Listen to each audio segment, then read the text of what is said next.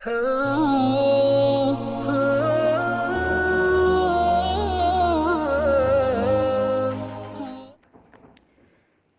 للہ وکفا وسلام علی عبادہ الذین اصطفى اما بعد۔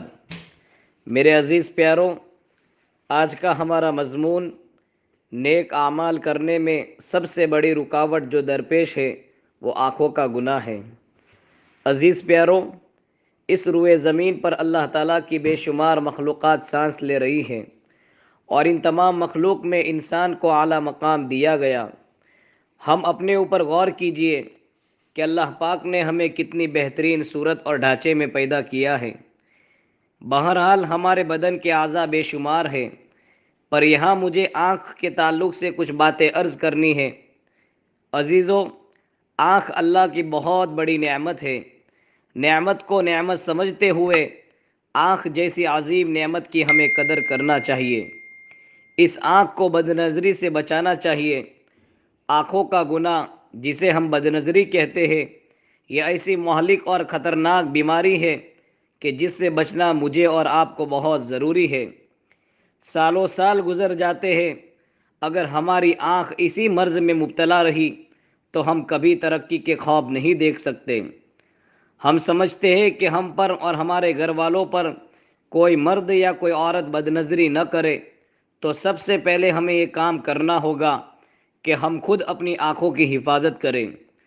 ہمارا حال تو یہ ہو چکا ہے کہ ہم پوری دنیا کا نظارہ کر لیتے ہیں، یعنی جس کو دیکھنا ہمارے لیے صحیح نہیں ہے، گناہ ہے، وہاں پر بھی ہماری نظریں چلی جاتی ہے۔ اپنی آنکھ کا استعمال صحیح نہ ہونے کی بنا پر ہم اپنی معصوم آنکھوں سے بہت سو کے دل توڑ دیتے ہیں۔ عزیز پیاروں، جتنا ہم اپنی آنکھوں کی حفاظت کریں گے، اتنا ہی ہمارے بچے اور ہمارا پورا گھر پاک دامن بنے گا۔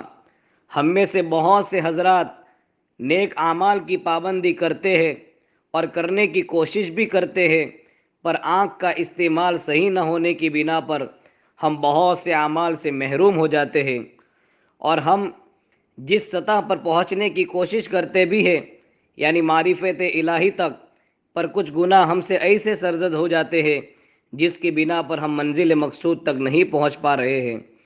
اس لیے ہمیں کوشش کرنا ہے کہ ہم آنکھ جیسی عظیم نعمت کا استعمال صحیح کریں۔